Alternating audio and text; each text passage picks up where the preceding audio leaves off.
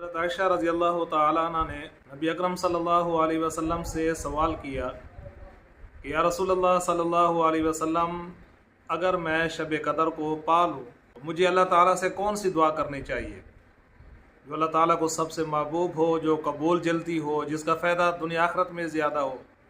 तो आप सल्लल्लाहु अलैहि वसल्लम ने उनको दुआ सिखाई, अल्लाहुम्मा इन्नका अफ़ुव्वुन तुहिब्बुल अफ़्व फ़अफ़ु अन्नी। इसका माना है कि ऐ इलाहुल आलमीन, तो सबसे ज़्यादा माफ़ करने वाला है, तो माफ़ी को पसंद करता है, मुझे भी माफ़ फरमा। यानी जो मेरे अगर गुनाह हैं, जो मेरी ख़ताएँ हैं, मेरी लग़ज़शें हैं, चाहे वो जानबूझकर हैं या अनजाने के अंदर हैं, नई हैं या पुरानी हैं, तो ये जामे अल्फाज हैं अल्लाह ताला से माफ़ी मांगने के।